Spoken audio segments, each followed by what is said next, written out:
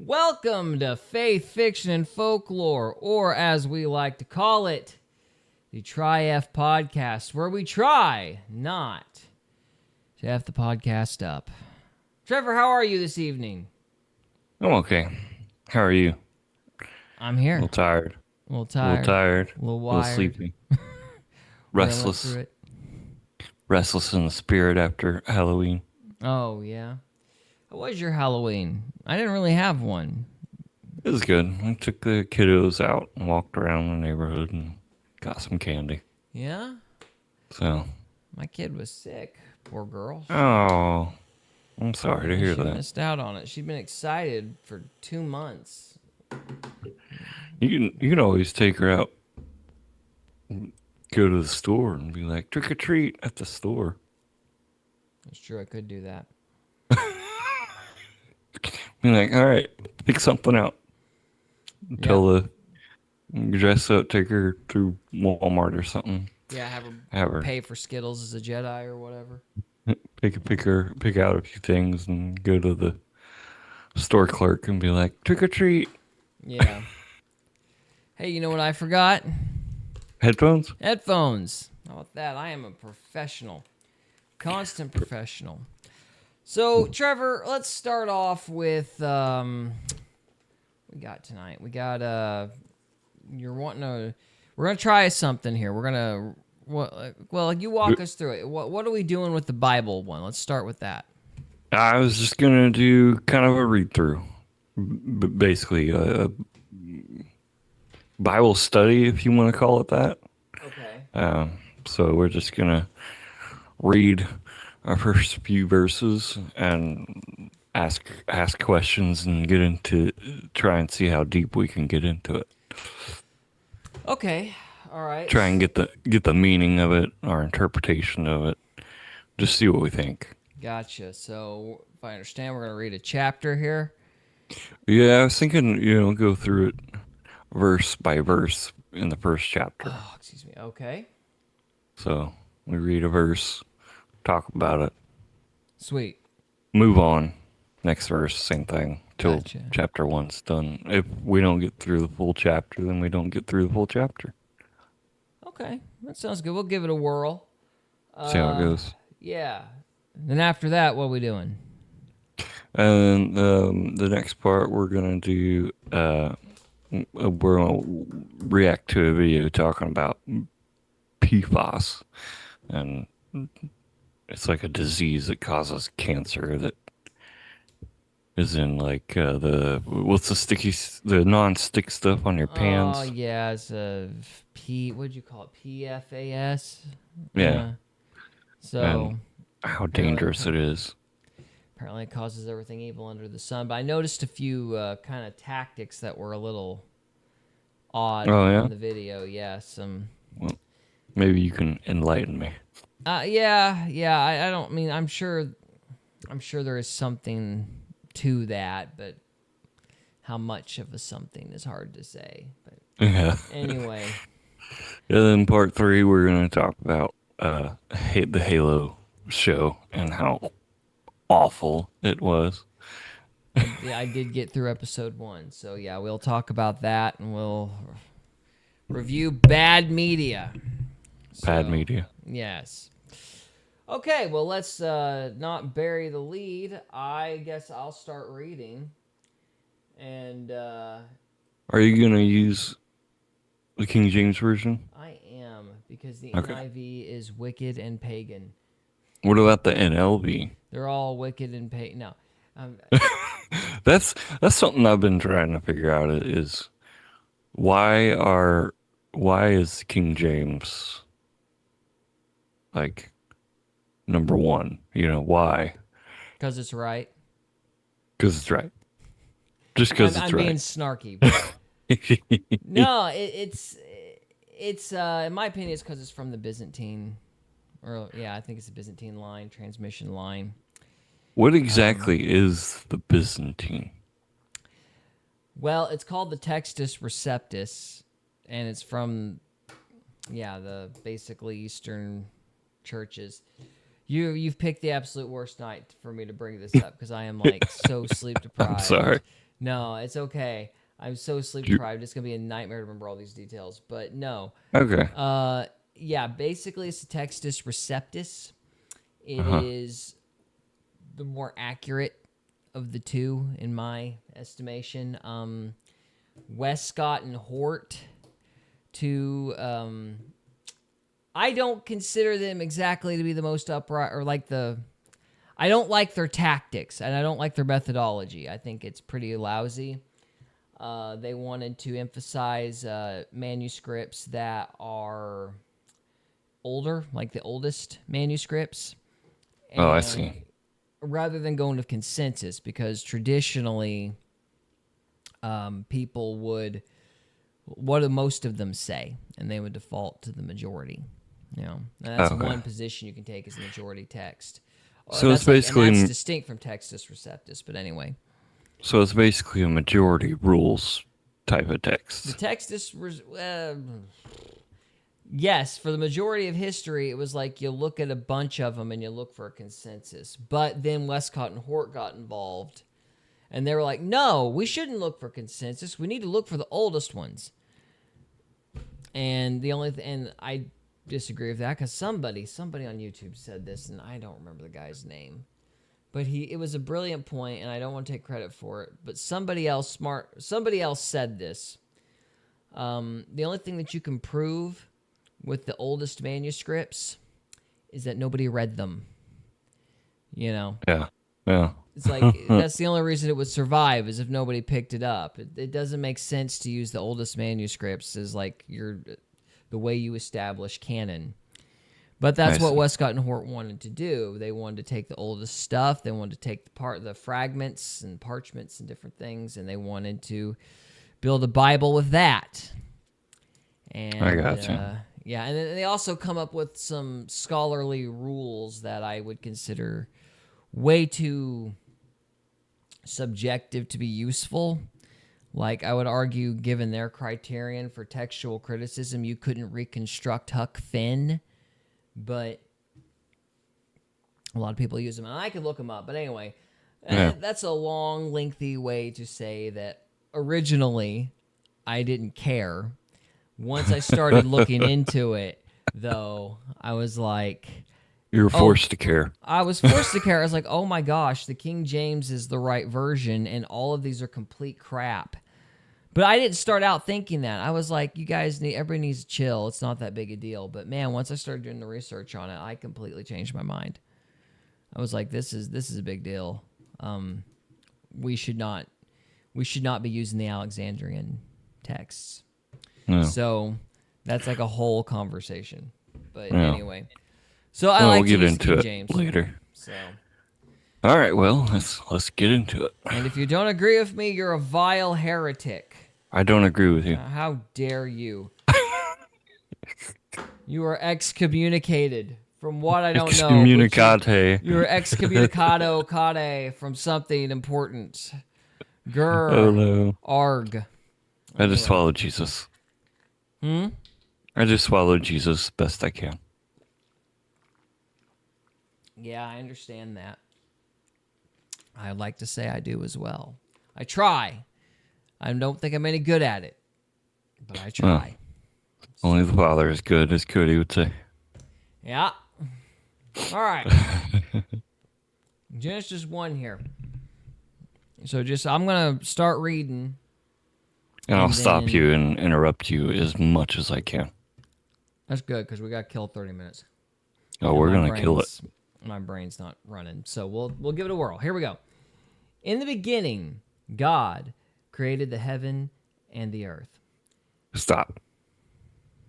Why do other versions, like, where's that? New Living. Some of them say heavens. They make it plural.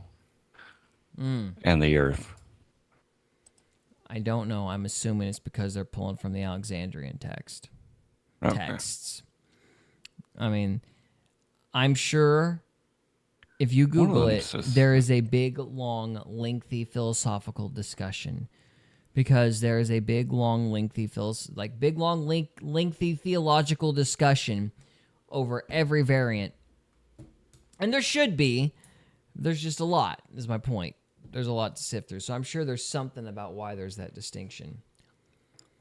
So I wouldn't default to the Alexandrian text. That's the short answer. But I don't know. You'd have to look it up. I was trying to, but my internet is like not letting me open up Bible Gateway. But yeah, Bible Gateway's been having issues. I heard it was having issues in Britain. They're going after it, man. They don't want people reading the Bible. Yeah. All right, here we go. So, and the earth was without form and void, and darkness was upon the face of the deep, and the Spirit of God moved upon the face of the waters. See, this is one of the reasons why I always disagree with Cody about the Trinity thing, though. I mean, right here, you've already got God, Spirit of God, you know. But it didn't say anything about the Son of God. No, but hang on a minute. Let's see if I can get down here. Find, I'm jumping ahead. Yeah, that's one thing some people have a hard time with is they start reading and they're confused, and sometimes you just gotta kind of jump around to cross-reference. Yeah. And it really helps to cross-reference. Yeah.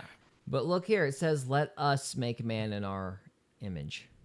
Who's the us? Like, I always assumed it was the angels and God. But the angels aren't made in his image. And we're not made in the angel's image. So that's a good point. Let us make man in our image, after our likeness. See? Yeah. I'm like, dude, that's... I don't know how you... Like, I think that's a pretty strong argument in favor of the Trinity myself. At least more than one. Yeah. So, there's that. Yeah. Okay, it finally pulled it up, yeah. In the NIV version, it says, in the beginning, God created the heavens, plural, and the earth. Well, I know the NIV leans heavily to the Alexandrian stuff. Yeah. Okay. So. Sorry. No, you're good, man. I understand. So, all right, verse 3. And God said, let there be light. And there was light. And God saw the light, that it was good. And God divided the light from the darkness. And God... How do you do that? Divided the light from the darkness? Yeah. Does that mean the darkness is separated from God? So would that be... Well, I always kind of thought it was like case? the expansion of the universe. That's kind of how I thought about it. You know, it's like light is a distinct thing from the dark. And as the light is expanding, the dark is getting pushed back, you know. So he is the bringer of light. Yeah. So I never thought... And I don't think there's like a poetic or theological statement to be made of that. It's just, you know, and this is like where there's light, you've got the universe, you're able to see things, and darkness you can't, and he's separating the two concepts, essentially. Yeah. I like to use that argument against evolutionists. They're like, oh, the Big Bang Theory. I'm like, yeah, God said, let there be light, and bang. There we are. Oh, they were very well aware. They tried to be cagey about it, but they were very well aware. Einstein was very well aware. They were very upset about the redshift. So, that was What's the redshift again? Oh, it's how they prove the expansion of the universe. Basically, light has shorter and longer frequencies. Light waves have shorter and longer frequencies. In the same way that sound has frequencies. We've talked about this in the flat earth thing, you know, the car moving towards you versus away from you. Well, the longer, from what I understand, the longer frequency is red light. So if you see red light further out in the universe, people were inferring that the universe is stretching. Those waves are longer and all of that. Well, if they're longer, that means at one point in time they were shorter. Yeah. So if the light is moving away from the viewer, that means at one point in time it would be moving the opposite direction. Ergo, Big Bang. You rewind the clock. You rewind the clock far back enough, you get a big teeny tiny dot. I got you. Yep, that's basically the theory. A dot that could fit inside my pinky. Yeah, that's what they said, which is it's very poetic, but it doesn't make a lick of sense. But anyway, it's like it's math. Well, It doesn't have to make sense. Well, it kind of does though. But we're humans. We make no lick of senses. oh, don't do. Yeah, I don't have a response to milliconsensus. Very nice, very nice. Okay, here we go. And so he divides. This is interesting to note, though. He divides the light and the dark first, and then, and God called the light day, and the darkness he called night, and there was evening and morning on the first day. So, Why would he call light day? Because it's I mean, I had to call it something. Don't know. I'm not God. Yeah, but this is where one of the first things that happens, though. Yeah. So this is one of the strange things about it, though. You have the sun and the moon being made after the concept of day and night, which I find interesting. That is interesting. That makes you think about it. It's like, that's cool. So did he supercharge the sun with the light that he made from himself? I mean, you could say that. I mean, I have no idea. I have no idea how he did it. But That's really cool. It's just interesting because it does. I do think it's one of those things that does challenge the 6-day narrative, and Right. I haven't heard a good rebuttal on that. So you're for what's it called? Like one day could be like that 1,000 years or something like that.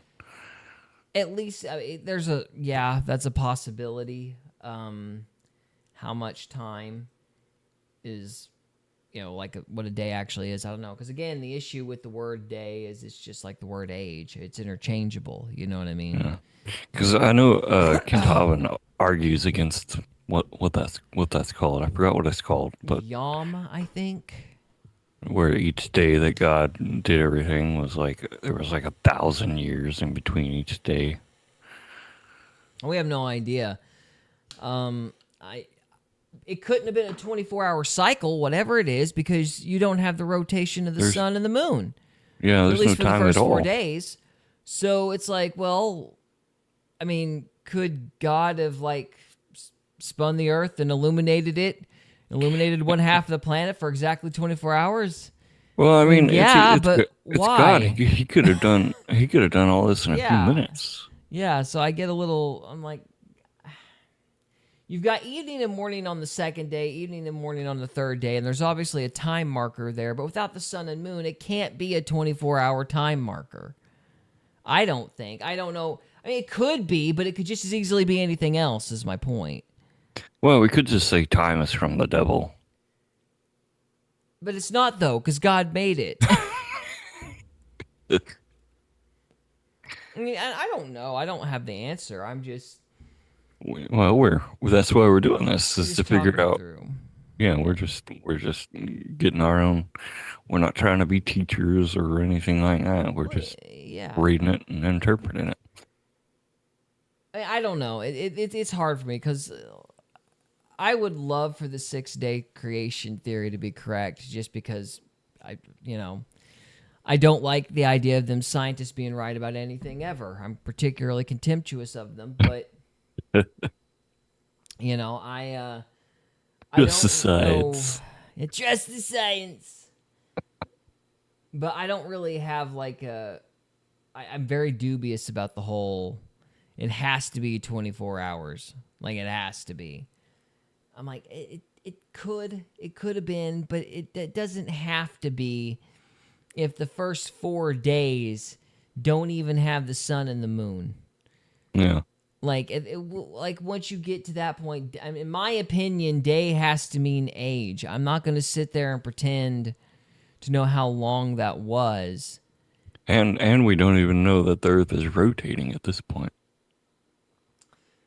Yeah, I mean, that could be true. I mean, I would assume it is, but who knows? I mean, yeah, it wouldn't be rotating without the sun and the moon either. You know what I mean? So Yeah. it's all could just be like suspended animation, you know? But it's like, it's obviously a time marker, and that repetition is kind of an indication. Well, it's a kind of indication that it's poetic, and it's not a lie, but it's like an idiom that's being used to repeat something for emphasis.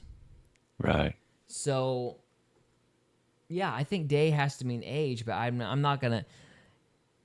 To me, saying it has to be exactly 24 hours is silly, but saying it had to be like a million billion years is ridiculous too. It's like, I don't know how long it was, but both assertions seem ill-founded. 4.6 billion years ago this happened? I don't know what the current number is. It changes. Well, it keeps growing the worse and worse the math gets for the evolutionists. They keep claiming everything's older than it is to kind of solve it. But anyway. Solve the riddle of time. Yeah. All right. So where are we at? I think it was on 6. Verse 6. Okay, second day.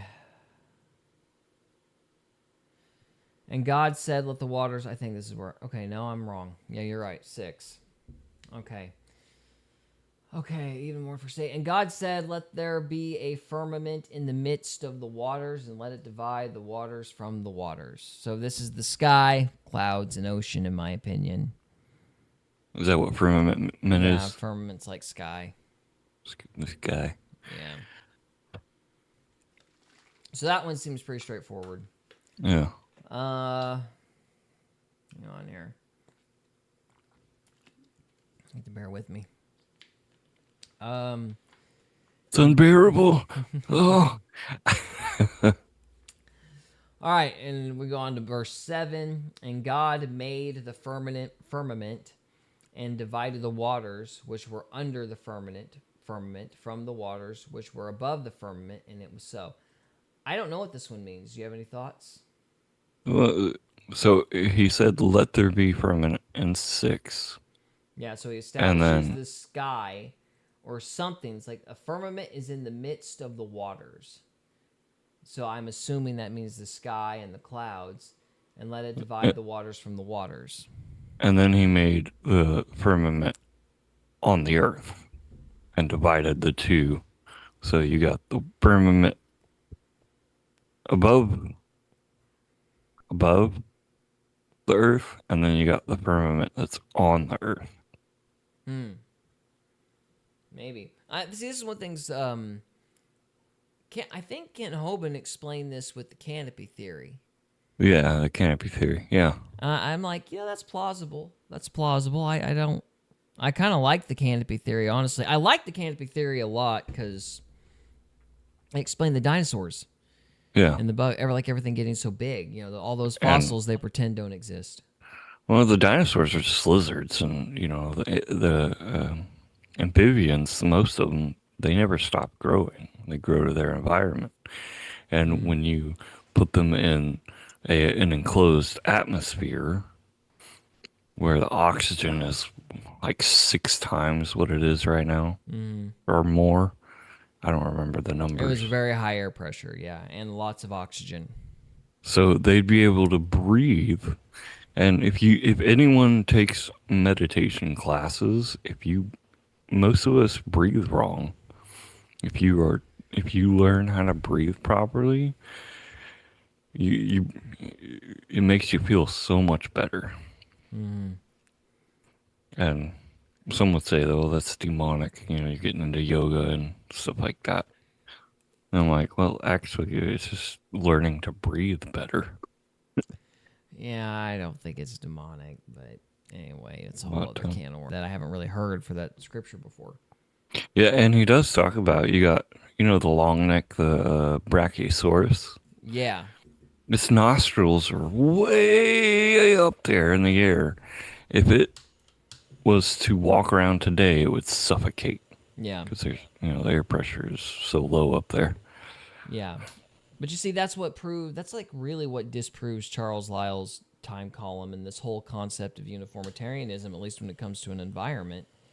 Because you can't, like, if you have a creature like a Bronchiosaurus and it's breathing when you know today it would die, that means you have a dramatically different environment whenever that thing was alive. A dramatically different environment. And if you have a dramatically different environment, how can you assume any sort of accurate measurement when it comes to like radiometric dating or anything? Like you don't know what the oxygen was back then. You don't know what the potassium argon is back then. You don't you don't know anything. And to sit there and assume that you could figure out how much actually existed back then, and then to assume that the decomposition process is uniform. For all you know, say, for example, you're like, I don't know, using bioluminescence dating or something. Maybe the fossil gets exposed for a period of time and, light's reintroduced to it. Or maybe if you're doing carbon dating of some kind, maybe the artifact in question gets, near a fire. I mean, I feel like I heard at one point that, when a volcano goes off, that'll change the carbon date. Yeah, a volcano will change the entire environment completely. Yeah, so you can't assume a uniform system in like geology. So that's a real problem for them, in my opinion. Yeah. Well, I mean, most science is hypothetical, isn't it?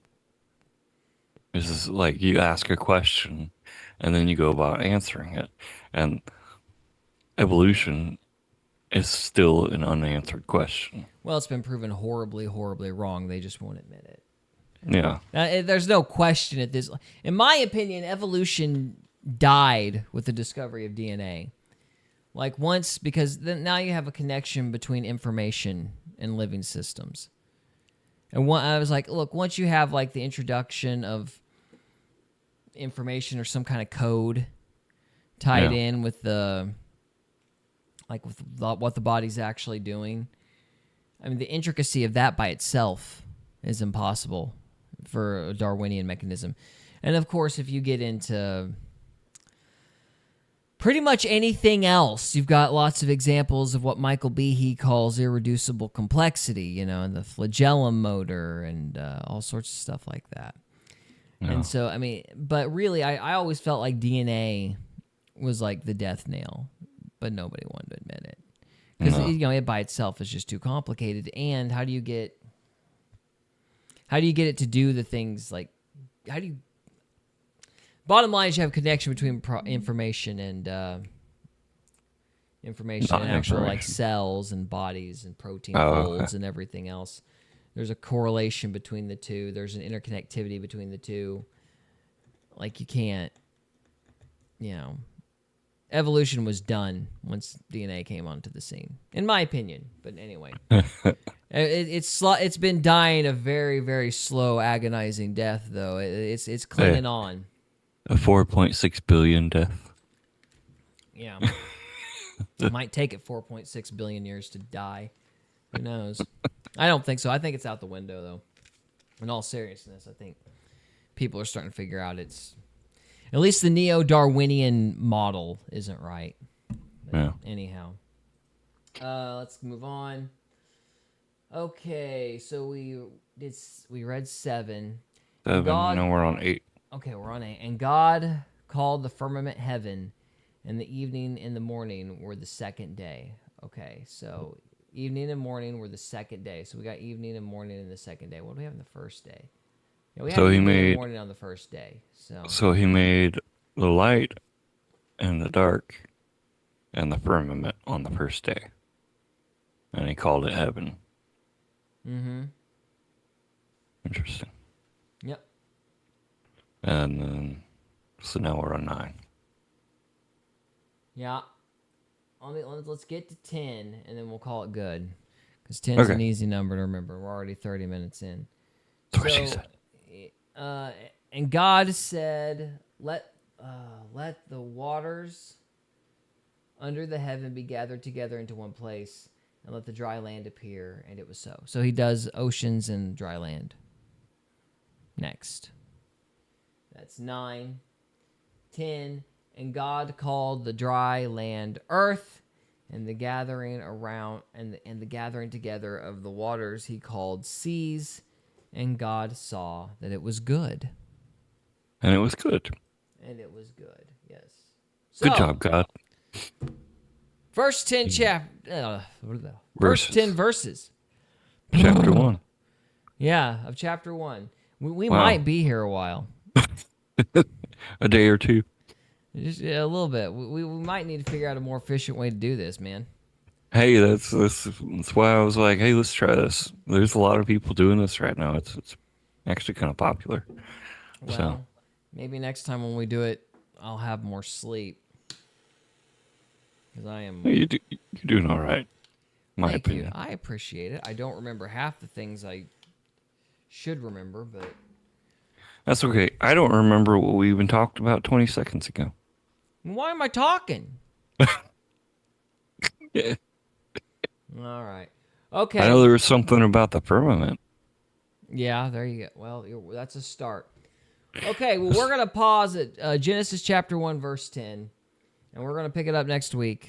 We're at our 30-minute mark here. So, guys, thank you so much for watching. If you are if you're on the live stream, stay with us. If you are watching us after the fact, thank you so much for watching, and we'll see you next time. See you next time. And now we're on to part 2. Part 2. You want me to open her up? Yes, please. Okay, 3, 2, 1. Welcome to Faith, Fiction, and Folklore, or the Try-F podcast, where we try to not F the podcast up. How are you, Gary? Hanging in there, man. How are you? Hanging in there. I'm all right. I'm all right. Hanging in there. Today we're going to talk about how corporations are secretly poisoning our food supply. We're going to watch and react to a video talking about, what was it, PFAS? Yeah, I got it up here. Per and polyfluoroalkyl substances, so PFAS, or forever chemicals, are a group of thousands of man-made chemicals known for a resistance to grease, water, and stains, which has led to widespread use in consumer products since the 1940s. They are a major public health concern because they are highly persistent in the environment and the human body, leading to bioaccumulation and potential adverse health effects. Now, I think they're being a little evasive or kind of fudgy with the wording here, because thousands of man-made chemicals, all known for their resistance to grease. Yeah, I mean, I don't know. That just seems... That's a very, very huge list. You know what I mean? And so I see something that vague. A lot of things we use, yeah. Well, yeah, there's a lot of different things we use. And so it's like, usually when something's that vague, I always get the sense that there's like word games or some sort of... I mean, I know nothing about this, but every time I see that kind of wording where it's like thousands of man, it's like, oh, well, you're being ambiguous though. Like, I don't know if this is actually an issue, or like an issue to the degree you say it is, because I don't know how many of these things are actually toxic. You know, you're saying forever chemicals are bad, but there are thousands of them, and yet we still have them, which tells me there's not really like any studies to figure out which ones are bad and how bad are they and what exactly they do. Well, I think in the video they talk about a little bit. Yeah, I think they talk about a few studies they tried. Oh, did they try some studies? I think so. I watched it before. I don't recall them saying that, but they might have.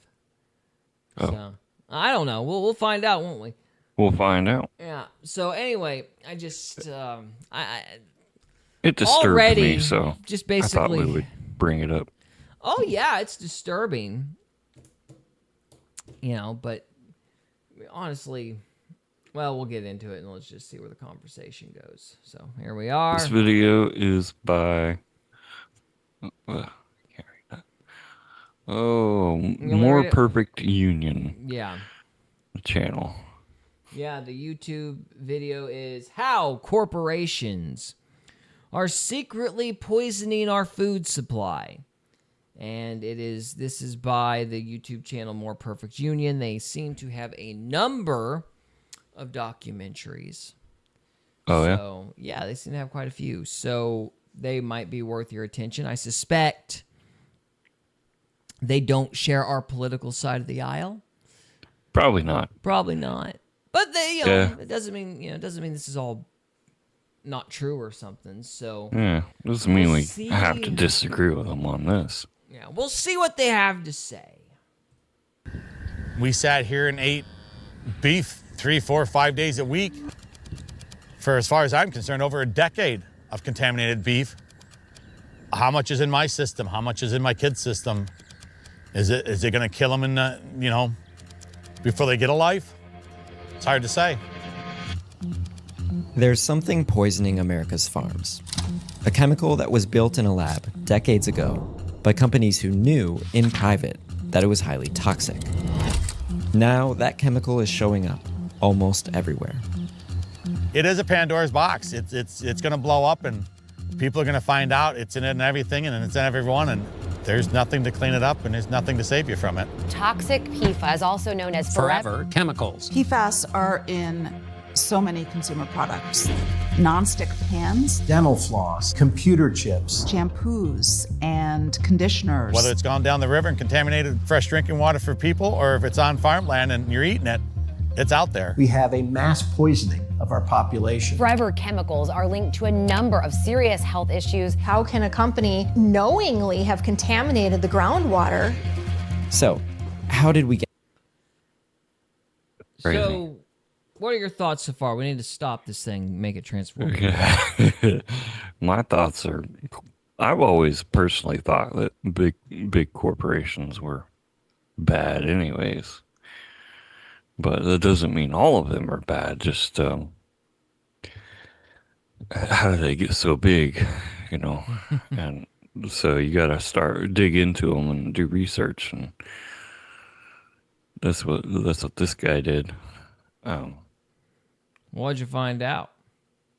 Well, I'm not good at research personally, but this guy, I don't know. I think he makes a few good points. Yeah. I don't think corporations are bad. I just think that the government has given too much leeway to the ones that are bad. Like, not every one of them is evil, but for the ones that are evil, they get away with a lot. And as far as the question of regulation concerned, in my head, I'm like, look, a company should not be able to get away with something that a person couldn't get away with.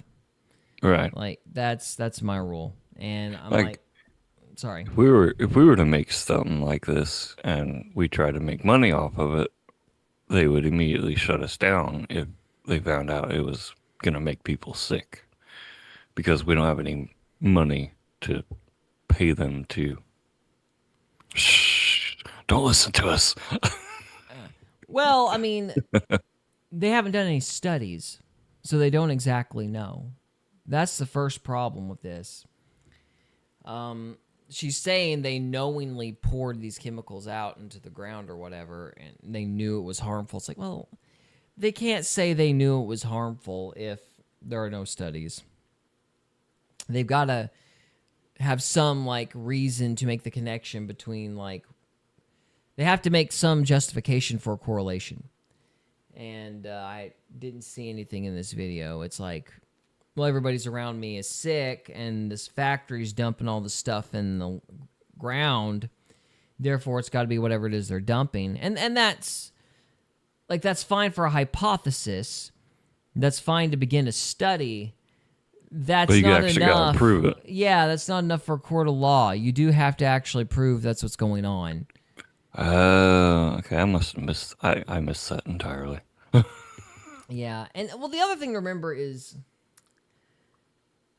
the government, like this poor guy at the very beginning that lost his farm. Yeah. It's like, dude, the government doesn't actually care about these chemicals on your land.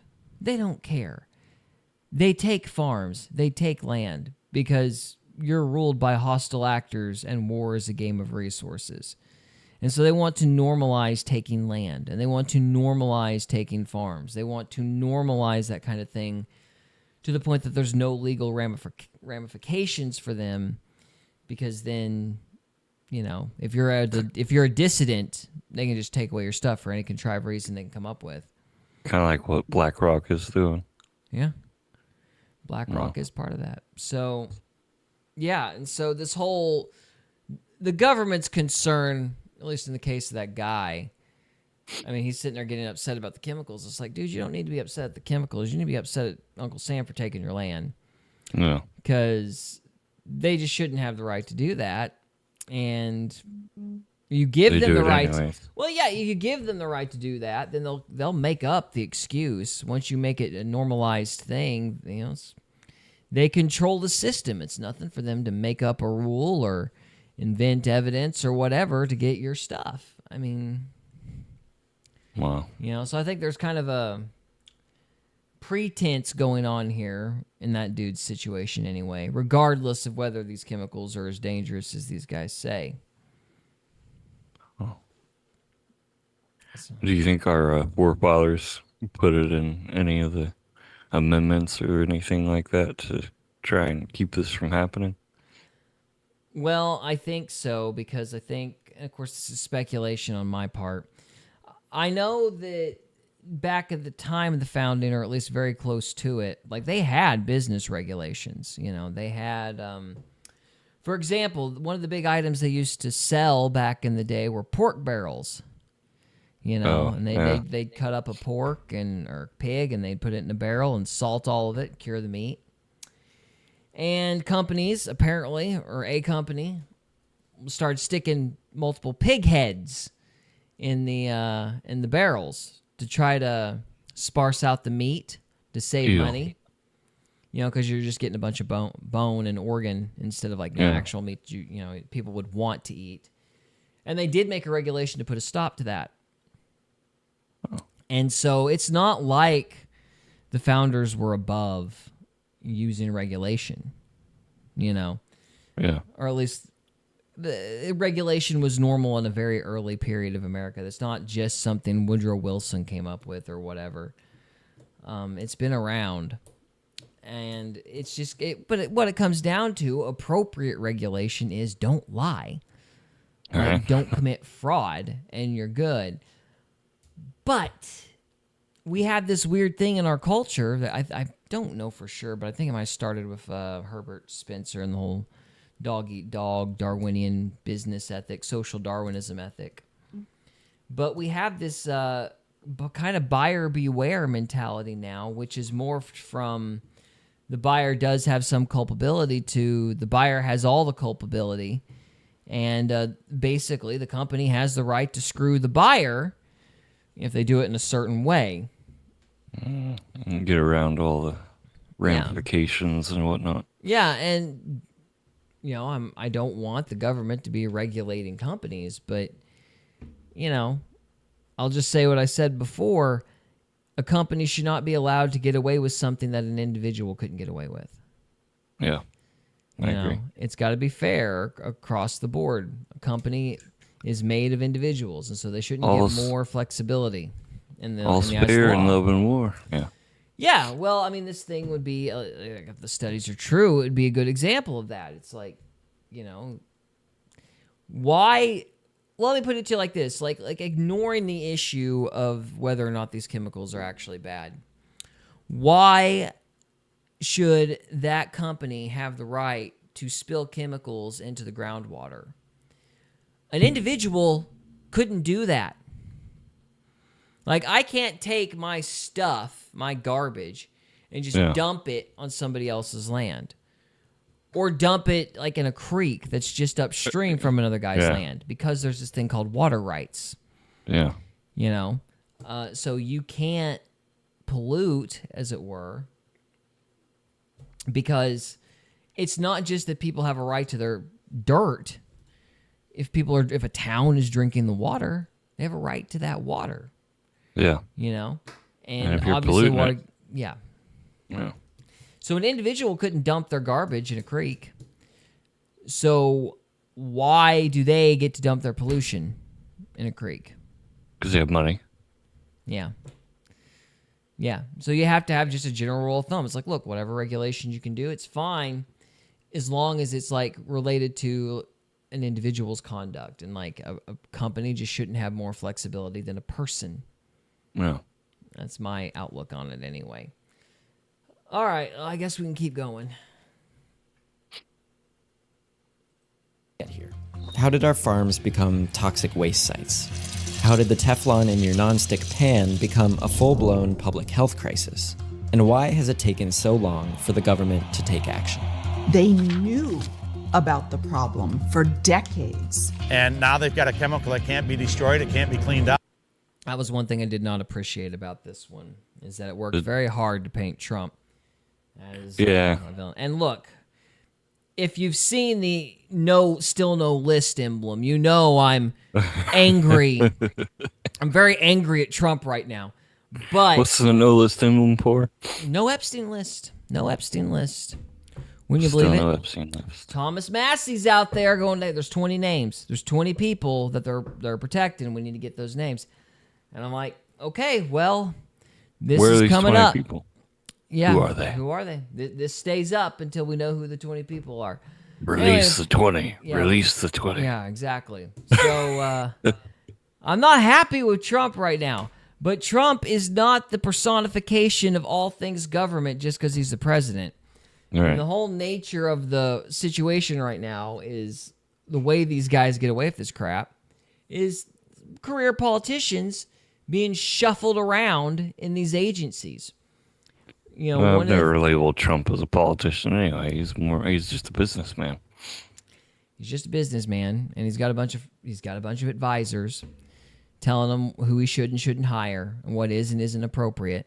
And they do this with every president. And these guys basically run the government under the president's nose. Isn't that called the cabinet? No, it's NGOs, it's the government executive agencies, that kind of thing. Intelligence agencies being the big masterminds, but And social media people. no, I think they're scared to death of the intelligence agencies. Oh, okay. I think they're mortified of getting Kind of like our video on, what's his name, last week? Zuckerberg. Zuckerberg. Oh yeah, he got a call from MI6 going, look, I'm not saying we have naked pictures of you. But if we did, and you don't cooperate, that could be unfortunate for you. You You think that's why he's making his bunker? Yeah, that's what. Yeah. Did you see the news this week about that? No, I didn't watch it, but there's something about them going after him because he's building this huge bunker somewhere. yeah, it's in watched it Hawaii, yet. I think. Yeah. Yeah. I haven't watched it yet, so I was going to listen to that this week, see if it's worth our time. That's really interesting. Must think there's a nuclear war or something about to happen. But anyway, I don't know. who knows? But the point is, Zuckerberg got the call, and it was very, oh gosh, the guy Joe Cristiano, who had you can still find his YouTube channel on here, Liberty Talk Radio. He always did this great impression because his family, let's just say, had ties to the mob. Oh boy. Yeah, Mobsters. back at their heyday in New York or around that time. I've always wanted to dress up as a mobster. Just see what people think. I'm sure people would give you lots of attention. Heck yeah. But anyway, he'd always do this impression. He's like, I don't want to do anything to you, Sally, but my Uncle Louie, he's not right in the head, Yeah. And he was always like, he's just got a screw loose. He might do anything. You really need to, It's always Uncle Louie, It's just some other guy might do the thing, and it was just an intimidation thing, I guess they do. So that's what they did that to Zuckerberg. They're like, look, I don't want to show the world your naked pictures, but that's CIA, they're screwy, they could do anything. You never know. We can make an OF for Zuckerberg if we want. Yes, I'm sure the CIA has one on standby. Make money while they're doing it. Yeah. Anyway, so we're getting off track, but the point is regulations, they need to be limited, but that was the previous point. No, the point is Trump's not doing it. It's the quote-unquote deep state. But they never say deep state in here. They say Trump. They say the government. Yeah. They mean deep state because when a conservative says deep state, they mean the very bureaucrats they cite in this documentary. That's who they're talking about. But because these guys are liberals, they don't use the term.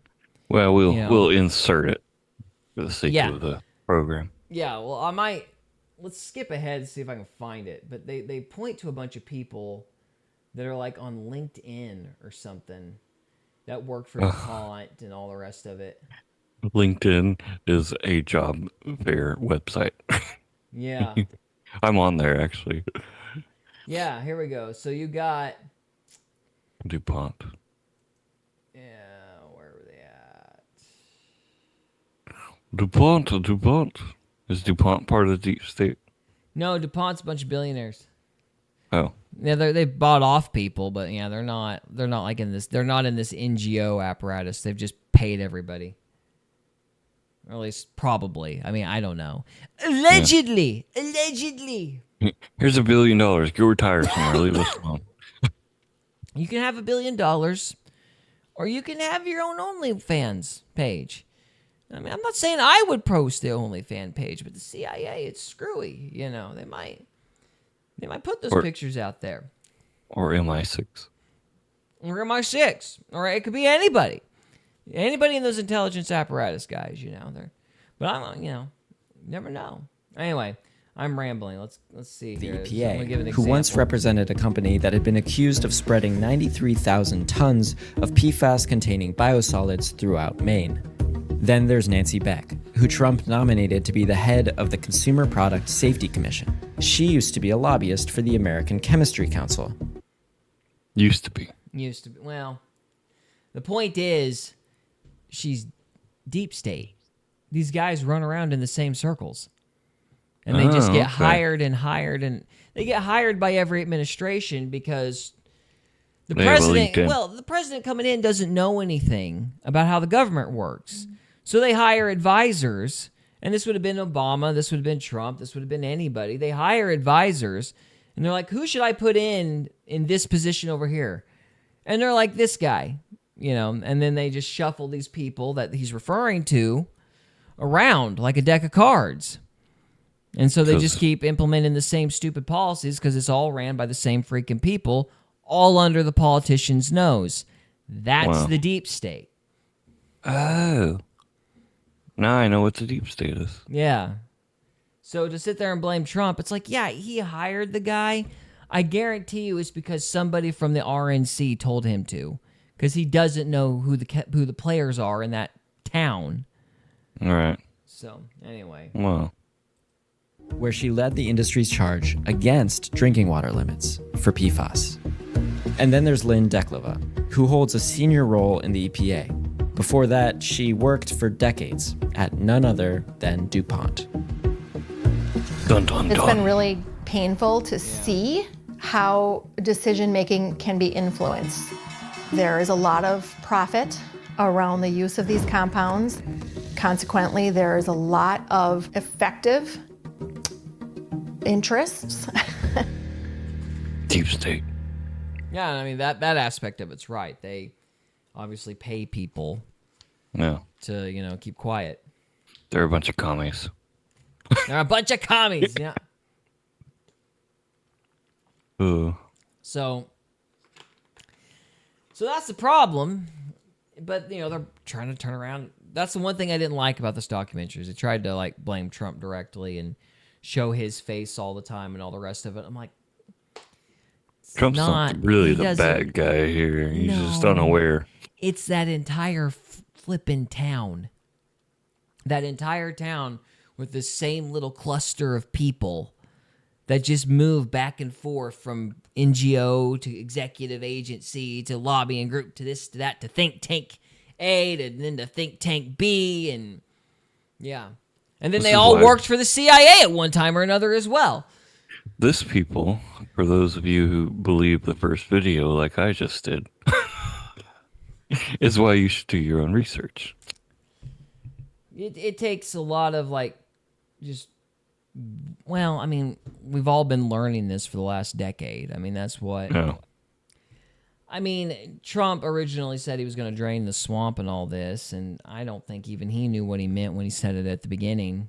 Yeah, now that he tried to start draining the swamp, it's been plug after plug after plug, replugging the swamp. Yeah, well, we've watched it emerge. You know what I mean? We've watched the deep state manifest to try to stop him. And the big joke of it is I think he's only like half aware of what's even going on. Yeah. You know, it's like he wasn't directly targeting them, but they just couldn't abide Clinton or somebody not getting in, and so they wig out on this guy that's really just throwing hyperbole around. He's like, I'm going to drain the swamp. It's like, no, you're not. You're going to make deals and try to, he meant to make the country rich and help the country. I'm not saying he had bad motives or had selfish motives or something. He just, when he talked about the deep state and getting rid of corruption and all this, he didn't mean it. He just didn't. He didn't actually think it existed the way that a lot of people in, say, like Alex Jones's camp thought it existed. Yeah. And so nobody took that threat seriously. And they probably still wouldn't if the deep state hadn't freaked out. Like when he threatened Hillary on their debate, you'd be in jail. He's just talking crap. Because that's what he does. He's just talking crap. I wanted it to be real. I wanted him to do it. He was never going to do it. He's just talking. Sad day. Yeah, well, I mean, she was the one that organized the whole Russia collusion thing. That was her. She was the big, thought leader behind all that. And so because he didn't throw her in jail and get her while she's down, she was able to kind of keep talking to people, and there was a whole thing that was kicked off, deleting emails, he never dealt stuff. with. Yeah, and then he wound up being impeached for being a Russian spy or whatever. That's crazy. Well, it's infuriating because, the second I heard this whole Trump was going to be colluding with the Russians or whatever, I instantly didn't believe it. Yeah. I was like, that's ridiculous. Why would they want Trump? Trump's going to want to make money for the United States. He's a money guy. Why would Russia care if he gets in or not?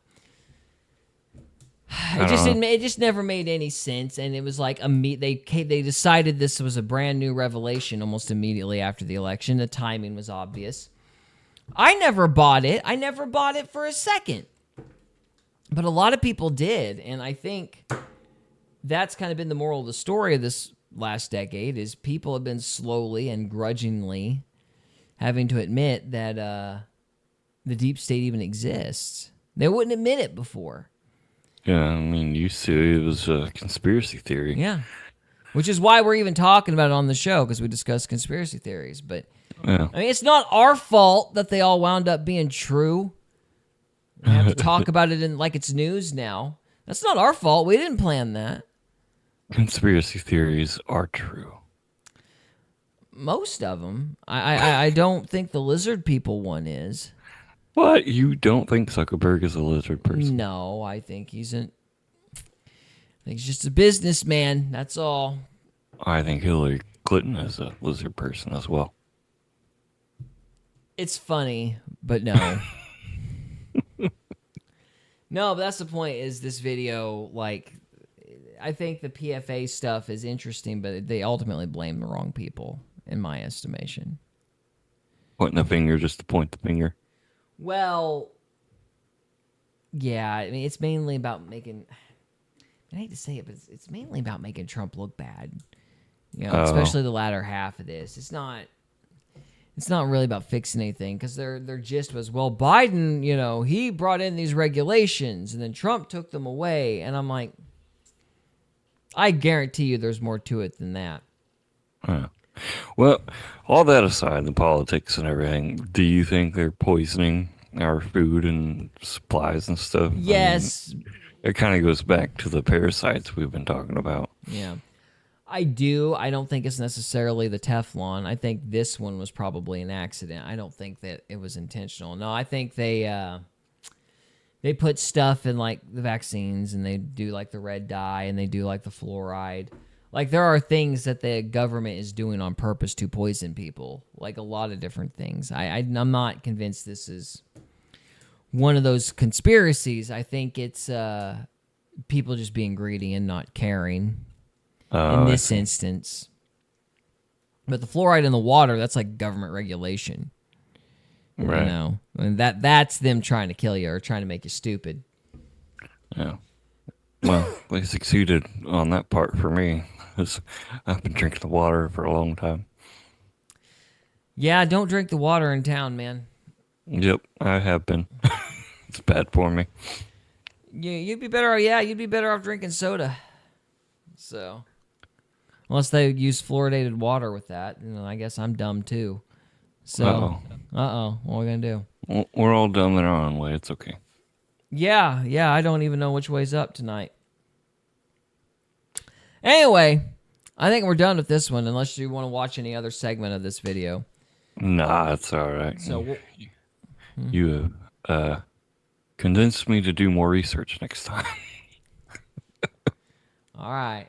Well, all the same, watch out for the PFAS. They might be circulating in your body, and I don't know, doing all sorts of mischief.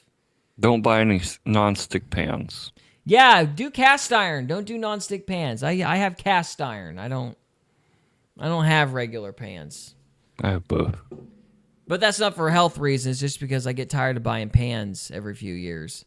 Right. Like, this is stupid. I'm going to just buy cast iron and learn how to cook on cast iron so I don't have to buy it 37 times, and my kids can actually use the stuff when I croak. So... Use butter, and if you don't have butter, use bacon grease or lard. Yeah, no, I have the cast iron, but I do like the stupidest thing in the world with it. I spray that non-stick spray on there, which is probably just terrible. Pretty much the same thing. I'm like, I don't care. This is easier. It makes it really easy to season a pan. But anyway, It's totally horrible for me, but it's easy. So anyway, no, that's not true. I use olive oil to initially season them, and then I just keep them non-stick with the spray, which is not Did good. you know that if you're, let's say, boiling macaroni for macaroni and cheese, sometimes your water boils over. If you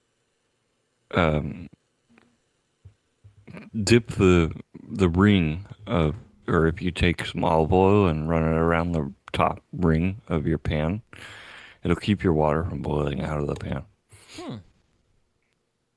It works. I've tried it. Yeah, it's really cool. Well, I don't know. I don't even know what I was going to say with that. It works. Bottom line is, do cast iron. Don't get the non-stick crap. Like, I know it's more expensive up front, but trust me, you'll save a lot of money. And you save so much money. Oh my gosh. And if we ever go back to the Stone Age, you'll know how to cook on a cast iron over an open flame. Yeah, it'll work. Can't go wrong. All right. Well, this episode probably went wrong, but be that as it may, if you're on the live stream, stay with us. We got one more segment left. If you are watching this after the fact, thank you so much for watching. Thank you. We'll see you next time. See you. Ready for par 3? Part 3. All right. Hang on. Let me switch the screen back over so I don't have to edit that. Okay. Sorry. Now go on. 3, 2, 1. Welcome to Faith, Fiction, and Folklore, or the Try-F podcast, where we try our best not to F the podcast up. And today, Gary, how are you? I'm hanging in there, man. How are you? hanging in there as much as I can. Yeah, yeah. And today we're going to review, to my regret, but I also want to pick it apart, Halo, the show. Not the game, but the show. Yeah. And it was awful. It was terrible. It made me very upset. Why did it make you upset, Trevor? Basically, they took the Master Chief, the main character, and Dr. Halsey, another one of the main characters, and then they rewrote their own version of Halo. They used a few of the locations. One of the sergeants is in there too, but he's not even really close to acting like the character in the books or the game.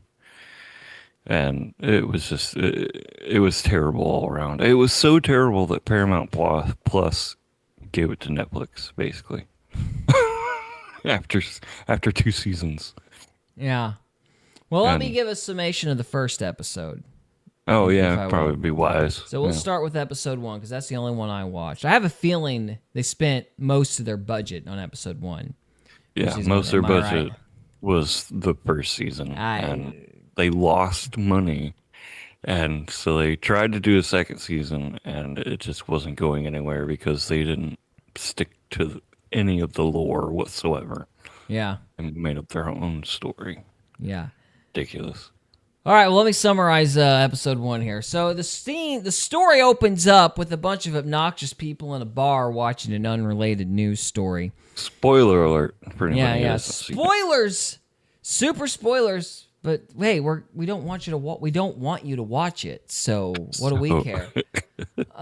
So it starts out with a bunch of obnoxious people in a bar, and they're watching an unrelated news story, and they're playing cards, space cards, and they shoehorn in the most like confusing. Like I honestly lost track what was going on, but they shoehorn a conversation about the Spartans in there just to get everybody good and hyped up. And Yeah. it's literally I cannot remember the name of the cliche, but it's literally one of those as you know type conversations where all the characters are already aware of the information, but they're still stating it anyway because they need the audience to be aware of the information. It's So- like a secret service type of deal. It's a completely pointless conversation that is done just so the audience can get teased about what's going to happen. Right. And the thing is these people are just awful to each other. And, you know, there's this black girl that's really rude to this old white guy, and this old white guy that's really rude to this young white guy. And, you know, they've all got like these weird mullets, and it's all ugly and dystopian, and it's just gross. It's just a gross aesthetic. The people are unlikable. So already in the first scene, you have zero investment Yeah.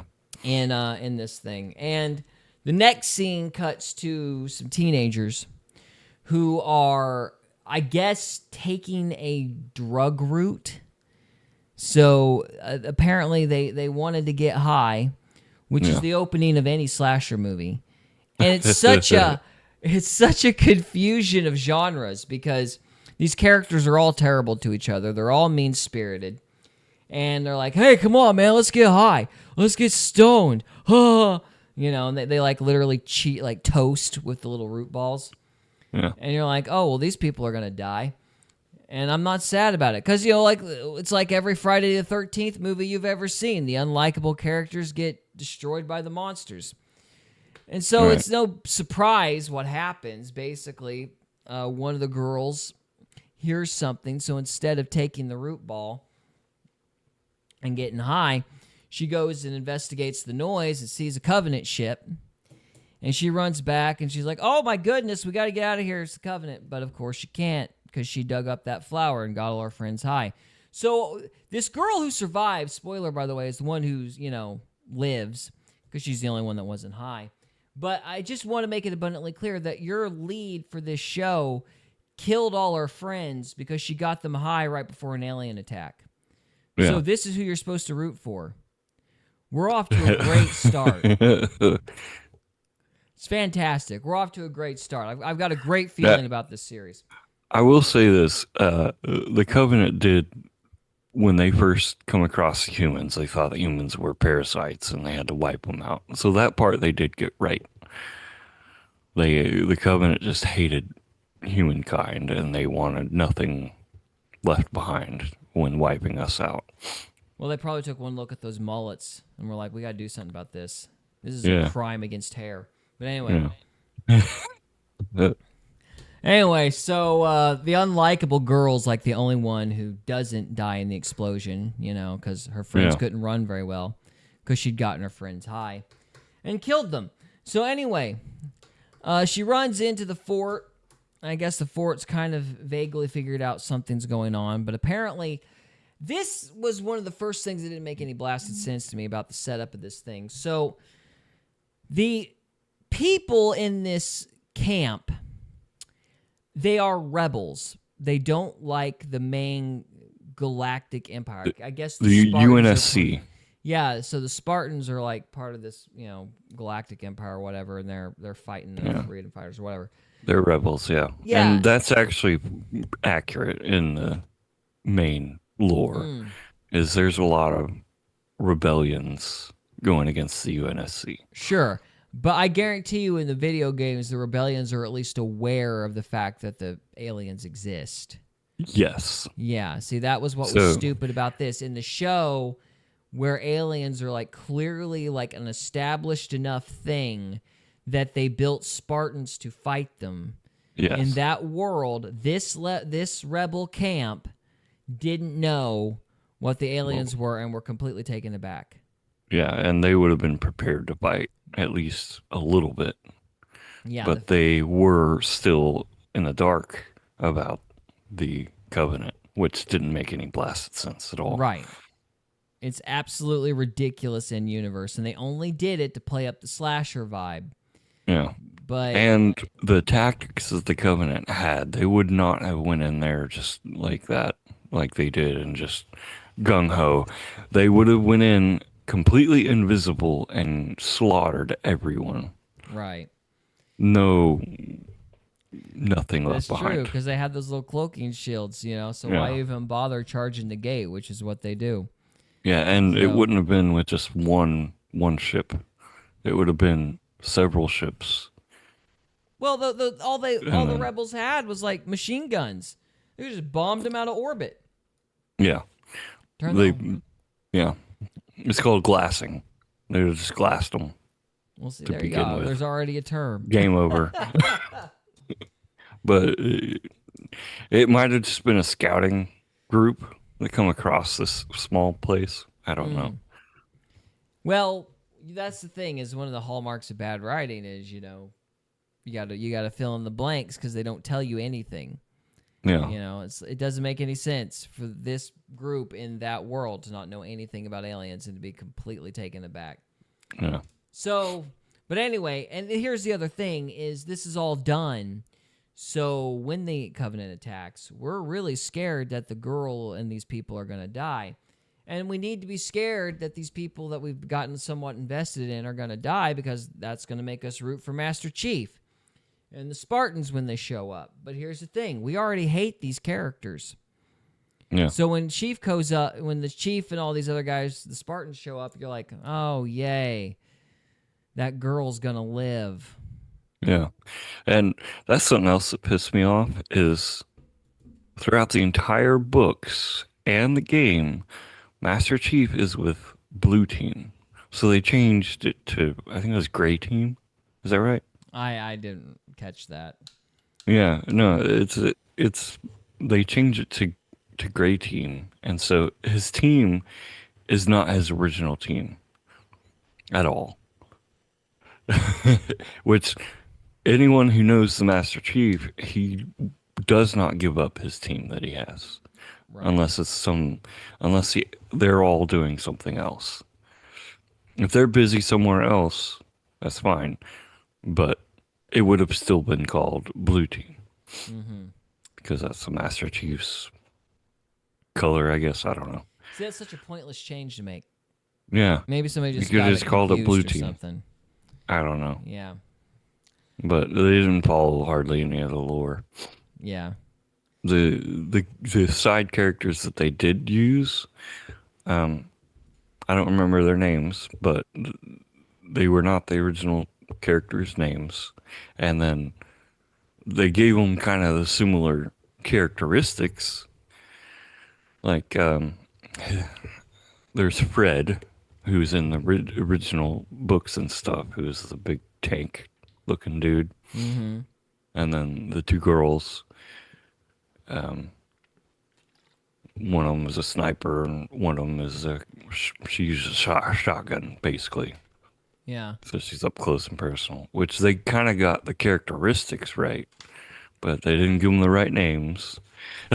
It's like you guys could have very easily used all the right stuff for this, but they didn't. Are the names in the books? Yeah, the names are in books. Fred, Linda is a sniper. I can't remember the girl with the shotgun. I don't remember her name. And there's one more. Fred, Linda, Kelly. Kelly's the girl with the shotgun. So there's one more. It has ran from my mind. But those are the three he uses most. It's Fred, Linda, and Kelly. Sam is the last one. And he actually dies early on in the Halo lore. And I don't think they ever replaced him. So there's always 4 to the Master Chief's team. Originally there was a total of 5, the Master Chief and 4 others. And then Sam dies. But that's in the original lore.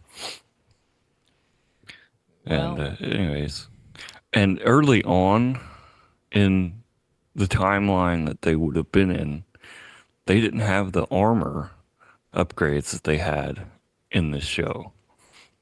Okay. As early as they are, but that's totally side lore that we can ignore. But okay, continue. No, you're good, man. That's I never read the books and I never got into it like that heavy. I'm just looking at it from a plot standpoint. My point is, you don't like the characters. You're not invested in the characters. So when the chief shows up, you don't care because they were all jerks to each other. And it's like, why I have zero investment in whether any of these people make it or not. And that's your first problem. And that tells you you're in for a long show. Anyway, so the Spartans come in and save the day. And then the girl, Mrs. I killed all my friends because I got them high. She, trying to think of a good short name for her. The Murderess. I'll call her the Murderess. She makes it because, of course she does. And she's the only one. Her dad, this was the other dumb thing in that fight. Her dad somehow survives. And it looks like, Murderess and her dad are going to actually, reunite. And then for some inexplicable reason, one of these hunters or elite, warriors shows up and starts stalking towards dad. Of course, he's wounded. He's already been ambushed by the Spartans. The Spartans are crawling all over the freaking fortress at this point. There is no blasted way this thing, if it's sentient at all, is going to be trying to stalk over to kill the last 2 humans in that fort when there's a bunch of Spartans roaming around. He doesn't have a weapon except for the sword thing. He's beat. He needs to get out of Dodge. No, if that's part of the elites. They have to kill humans. If they retreat at all, they are banished from their lands. They are seen as a disappointment, and they either die fighting, which is an honorable death, and it's part of their great journey, which is what they believe in, which is why they see humans as parasites. Well, you would think he'd want to die fighting a tough opponent instead of going after the stoner and her dad. Yeah, the elites would have just been like, screw the humans. All our attention's on these Yeah. Spartans, or demons as they called them, Yeah. and they would have focused all on the Spartans. Right. But him marching over to Dad to kill him is just Yeah. completely out of the norm. Because you could already tell in the minds of whoever wrote this is a slasher film in space. Yeah. That's how they tried to play it, but they failed to realize that when you when you make all your initial cast in the beginning unlikable, because that's typically what's done in a slasher film, nobody's gonna care if they get saved, you know. And that was the big problem with this. But anyway, so she lives, and then Master Chief and them guys leave. They don't do anything with the girl, and there's really no reason for them to not. That's another thing that pissed me off. Just got under my skin. The real Master Chief would have done everything he could have to save as many people as he could have. Yeah. He wouldn't have just been like, oh, just take them out, just as much as we can, and then we'll move on. He wouldn't have done that. He would have saved all of them. He would have taken the girl and the dad with him and saved them, regardless of what they are, rebels, whatever. And he would have tried to at least save them. Well, it didn't make any sense with the narrative of the story either, because now you have this clunky transition, because you already know, because the murderess lived, she's going to join the Master Chief. Like, that's kind of the promise of the story at that point. To deny to prevent the chief from basically saving her, you're just putting that off, and the audience already knows it's going to happen. And the way that they do it is just incredibly contrived. They have her follow the Spartans for no apparent reason. You don't know why. She goes after him. It's like, what do you want to accomplish? I mean, she has nowhere else to go. Yeah, she has nowhere else to go. But why go with them? I mean, there's got to be communications with the other rebels. There's people that probably need to be told that their families are dead. And she is the daughter of the commander of that entire thing. And later in the story, you realize that she was very loyal to her father's cause.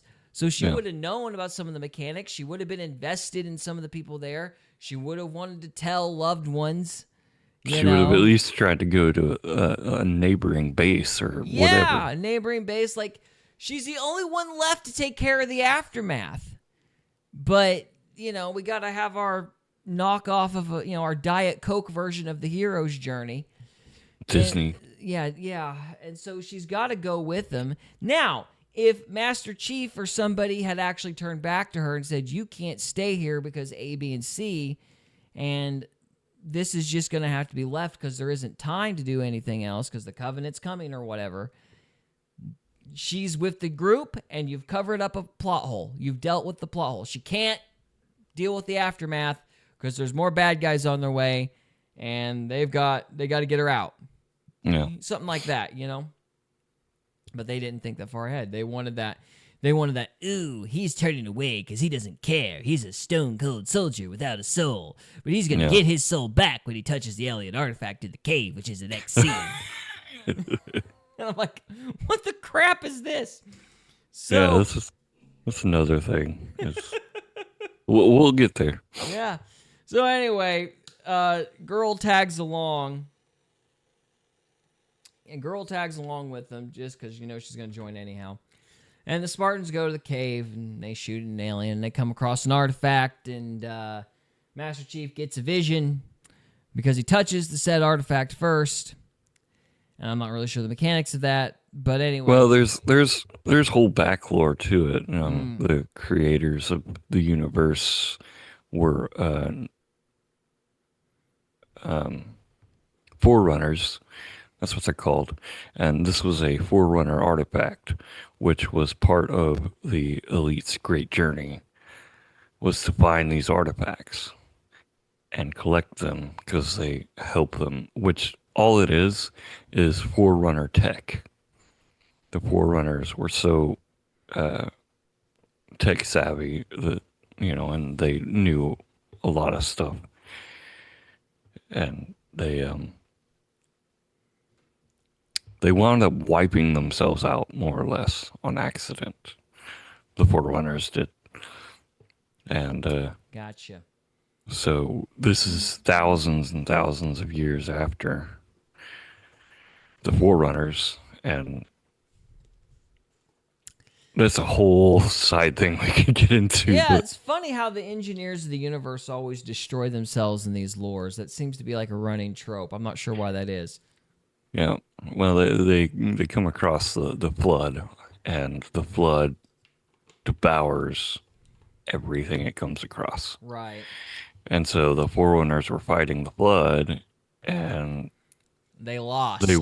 they wound up setting off the halo rings, and that's basically how everything got reset. And now humanity is, anyways. So Well, he I touches don't know the where I was artifact. going with it. He Yeah, touches the touches- Forerunner tech. And he gets a vision of his folks. Apparently, they'd wiped his memory. Is that lore? They wipe your memory of your parents? No, Yeah, No, see, I so- thought that was stupid. So, the lore is she, Dr. Halsey, the scientist lady. She found all these kids that were perfect for her research to make the Spartans. And so she cloned them and gave them the clones and traded them for the kids.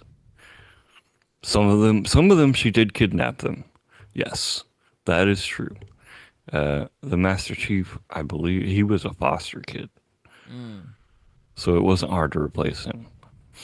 She just went in and basically acted like a mom and took Captain Keyes with her, and he was the dad, and they foster parented the Master Chief. It was that easy for them on the Master Chief. yeah. Well, he apparently had a memory of his folks. So, there was that.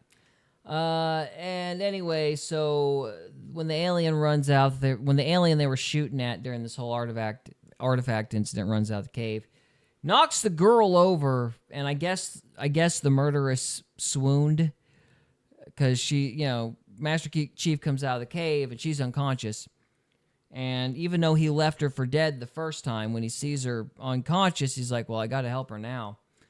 Yeah. And Which so he would not have left her for dead. Well, it's a redundant scene because it's like, why have him reject her the first time and then take her the second time? No, It doesn't make sense. So anyway, it's terrible writing. That's what it is. Horrid writing. It's horrid writing. And so they, he tells his group to go do something else. I don't even remember what. And then he takes the girl. And then I guess the next scene, they try to get the girl to tell everybody what happened. And she's like, well, I'm going to lie about it because my dad, which made her just so likable. I mean, this girl's a charmer. Like that entire scene with the young girl that was like the hologram, and then this girl that's the murderess. Yeah. That entire scene made no sense because she was like, well, look, can you tell people what happened so they know the Covenant's real? Which I don't know why they don't know the Covenant's real already. I mean, why else build Spartans? But she's like, I hate you, and I am going to honor my dad by lying about his death. And so, because, that would have done it. So apparently she's so angry at this government that... But the thing that was really interesting was she still called it propaganda in the writing, She's like, I know about your propaganda. Mm-hmm. Like, they literally just killed your father. It's not propaganda anymore. It's So the why truth. Why are you calling it propaganda? It's not. Like, it's one thing to say, I'm going to lie about what happened because I hate you. It's another thing to still assert that they're lying when you already know they're not lying, and you've just threatened to lie because you know they're not lying. It was like the That's most just confusing. stupid thing. Like, they did not know the motivation for this character at all. And yeah, the UNSC would not have put her in that place. They would have just done it themselves. Yeah, yeah. So anyway, so she's cantankerous and uncooperative and apparently illogical. So they decide to kill her. And at the same time, the doctor lady's trying to figure out what's going on with Master Chief because apparently the alien Forerunner tech gave him enlightenment and a dream about his parents or something. So it's like an enlightenment box, and it gives him memories of his folks. Yeah, and so, in the lore, in the books and stuff, and in the game, Dr. Halsey was basically his mom, more or less, and she acted like his mom. Instead of, she's worried about him because his memory's coming back. Dr. Halsey is painted as this evil, crazy scientist, which in the books and in the games, she is kind of a mad scientist type deal, but she's also a very loving mother. right. Which they did not portray her as a loving mother at all in the show. Yeah, they didn't. I didn't get mom vibes. I got ex-girlfriend, and they had a past vibes, but I didn't get mom vibes out of that character, and from the show anyway. So anyway, so they get Murderous and Master Chief on the ship, or they're on the ship, and they're flying to somewhere else. And along the way, the what is it called? The Empire equivalent that built the Spartans. UNSC. UNSC, thank you. Well, they send the kill order for the crazy Murderous, and Master Chief, because he's got his memory back, doesn't want to. And this goes from like 0 to 10 in like 30 seconds, because it's like, well, we got to kill Master Chief now, even though presumably he's like a multi-billion-dollar project. It's like no hesitation. It's like, oh, he's a troubled, he's trouble. We got to get rid of him. And I thought that was weird. I was like, you don't have the savior of humanity being the bad man right at like episode 1, because then why would they trust him on big missions in the first place if he was already a loose cannon?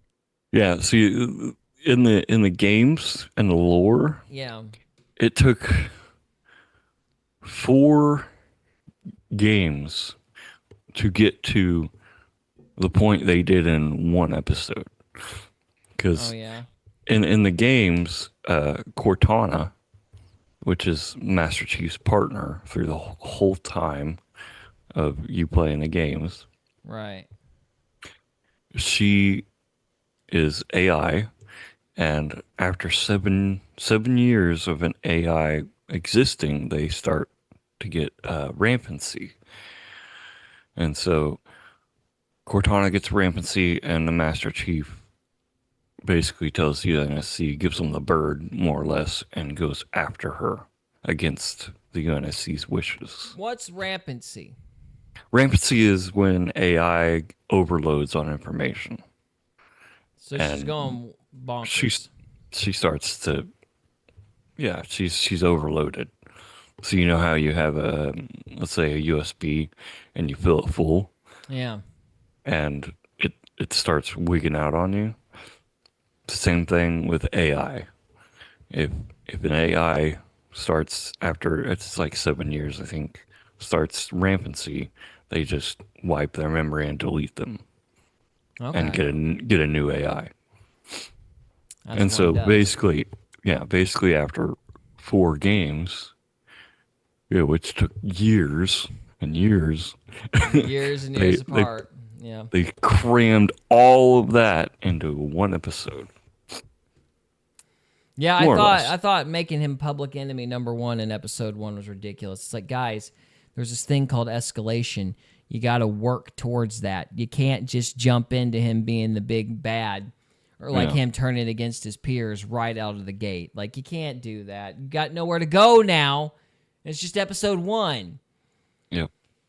So anyway, there's a bunch of tomfoolery that happens between the time he decides not to kill her and then the time that they actually land in the hangar, because like somebody shot something and brought the ship down, but it didn't get destroyed. It just landed softly. Anyway, for a brick, he flew pretty good. Yeah. I didn't hear that last part. I apologize, but anyway. For a brick, he flew pretty good. That's like the most. It's one of the most famous lines in the Halo franchise. For a break, Chief. Say For that a slower. For a brick, he flew pretty good. Oh, for a brick, he flew pretty good. Okay, yeah. I was like, yeah, that makes sense. Okay. that was Yeah, It fell. They shot it and it fell like a brick into the hangar.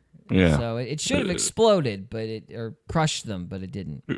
Yeah. So anyway, so they're fine, but all the soldiers are like surrounding the ship, and it's like all is lost. Even though I really don't care what's going to happen at this point because I'm already kind of confused. But before we even get to that, they removed his helmet in episode 1. I wanted to get to that. In episode 1, I'm like, guys, that the made Mandalorian. Me hate the show. Well, the Mandalorian at least waited till the end of season 1, and it was a big reveal. You know, no, they couldn't get past 1 episode before removing his freaking helmet. Yeah, and in the games and in the lore, he never takes it off. Right. Yeah. Well, I mean, the whole shtick. in the first video game, he does take it off, but you don't get to see his face. Right, because there's nowhere to go from there. You got to tease that crap until you're sure you're done. Yeah, And and then you that have was to make another 3 video games after the fact that don't do as well. actually Halo 2 did the best. Like, it made so much money. I don't remember their numbers, but there were people chasing other people down in the streets outside Walmart to get Halo 2. I remember dying so much in that game. So terrible. I was so terrible at it. That's okay. We all were. No, there was some pretty. Oh, I got killed a lot, but anyway, that's neither here nor there. So Master Chief takes off his helmet in episode 1, so we've got no teases left for for episode 2 or the series as a whole. And so when all's lost, and he's got his helmet off, and the soldiers are all around the ship, he decides to touch the artifact again. We never know why he decides to do this, because at this point in the show, all he knows is that it's got psychic powers. Yeah. Well, that is one thing that they hit on in the lore, is the Master Chief has something that no other Spartan has, and that is just sheer luck. Yeah. It's just luck. He's lucky. So if you know the lore and stuff, he's just lucky. That's why he touched it. It's the luck of the draw. Well, he touches it again for no apparent reason. And it turns out not only does this artifact have psychic powers, it's an EMP. And it basically knocks out the power of everyone and neutralizes all of their weapons in one go. Yep. Lucky. And I don't even remember what happens after that. The whole thing was so ridiculous. I guess Murderous lived, so yay. Yeah. But well, the his ship doesn't get EMP'd, and the artifact fires up his ship. Oh, that's right. They yes. escape. Yes, they fly off. So now Master Chief, the big hero of the army, is on the run in episode 1. And that's how episode 2 starts. And I'm a huge fan of Halo. I mean, I'm not the biggest fan. I've read through a lot of the books. I played all the games. I wouldn't call myself a super fan by any means or stretch. I don't know all the lore, but I forgot where I was going with this. Oh, I fell asleep through episode 2. It's because they had nowhere to go. It was terrible. I never fall asleep on any shows, hardly at all. Well, and I fell asleep on one of my favorite games ever. And Master Chief is one of my favorite characters. Yeah. That's what I based Turtle Chief off of. And I fell asleep to the show they made. It's just disappointing, man.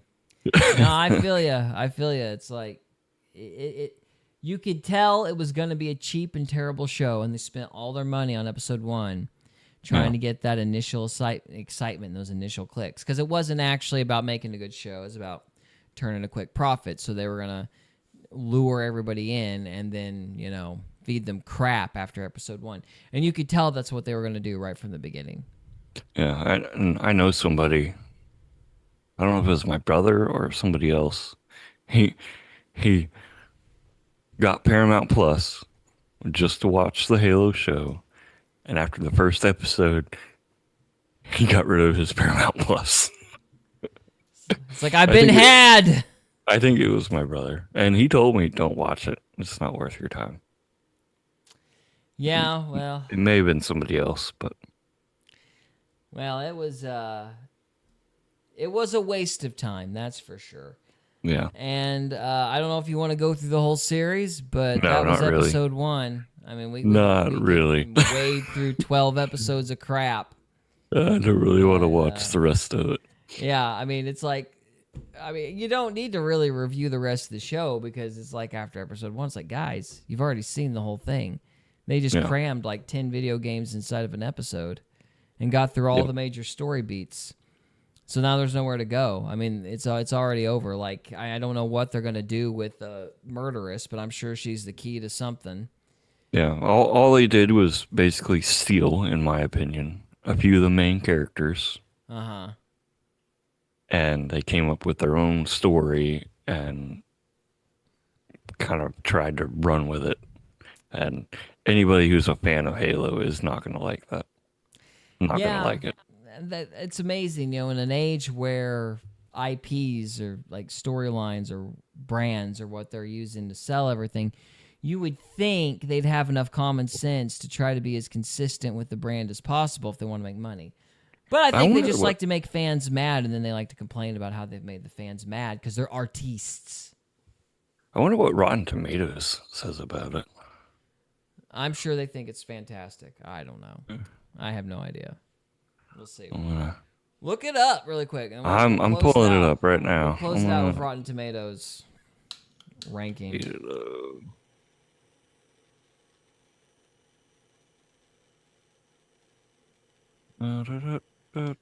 No, I don't want to see your ad.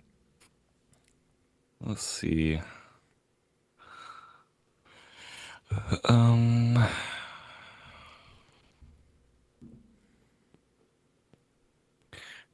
Apparently, Rotten Tomatoes liked it. It got 80%. Of course it would. It hit all their story beats, and they made the fan base mad. That's the rule. It's like if it makes everybody who made the show popular angry, then it's a critic's dream. They love it. Wow. Doesn't matter if it makes any sense or not. They hit all the Hollywood story beats. The what was that? The diversity. DEI, that's what it was. It hits all the DEI story beats, so they love it.